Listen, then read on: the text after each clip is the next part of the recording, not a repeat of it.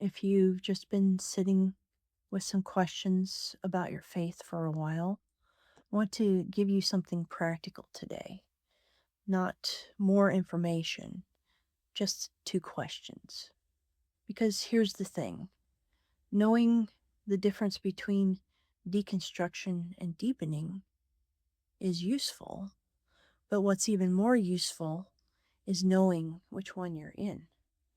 And I think if you sit with these questions honestly, just honestly, not with the answers you think you should give, I think you'll have a pretty clear idea of where you are. Does it even matter which one you're in? I think it matters a little, not because one or the other is better, but it matters because the posture is different, and the posture shapes where you end up. If you think you're in collapse when you're actually in expansion, you might stop too soon. You might close a door that was just beginning to open. And if you think you're deepening when you're actually in grief about something that was taken away from you, you might actually skip the honest part. You might rush to growth before you've actually processed the loss. So the questions aren't a test, they're just a compass. Here's the first one. When you're in the middle of the questioning, what does it feel like on the inside? Not what do you think about it, not what do you believe theologically, just what does it feel like? If the feeling is mostly anger or betrayal, grief, it feels like something was taken away from you or like you were lied to, that's probably deconstruction. And I want to say this clearly before you react to it.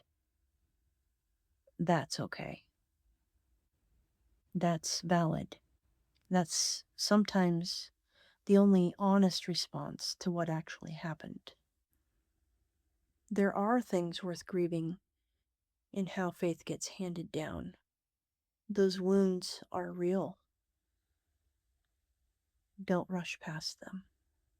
Don't perform your way into a more palatable version of what you're feeling.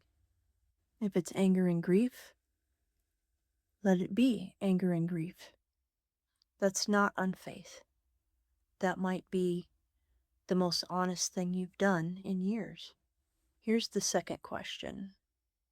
Underneath the questioning, is there something that feels like hunger? Not pressure, not obligation, not I should want more, but hunger, a pull, something that isn't running away from anything, but something that is going towards something, that's reaching. If that's there, even underneath grief or frustration, that's likely deepening. That's your spirit reaching, not collapsing. And here's the thing I want you to really hold on to. Sometimes both are true at the same time. You can be grieving something real that was broken or taken and still have hunger underneath it. You can be tearing down walls that don't belong and be moving towards something truer at the same time. That's not contradiction. That's not confusion. That's what it looks like when someone stops performing their faith and actually living it. So here's what I want you to actually do this week.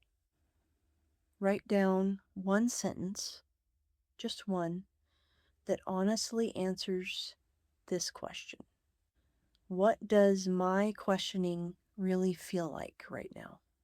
Not what it should feel like or what you want it to feel like. What does it actually feel like right now, today? Anger, hunger, grief, relief, confusion, some combination of all of them. Whatever is true, write it down. You don't have to show it to anyone. You don't have to do anything with it. Just let yourself be honest with where you actually are. Because you can't move on from where you are if you're pretending to be something else. If you want a place to process this with other people who are asking the same questions, the Study Rebuild is a free community. This is exactly the kind of conversation we're having. The link is in the bio.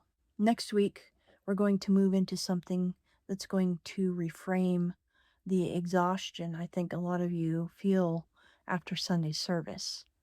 It's about something structural that most people have never had explained to them. And once you see it, the emptiness starts to make sense.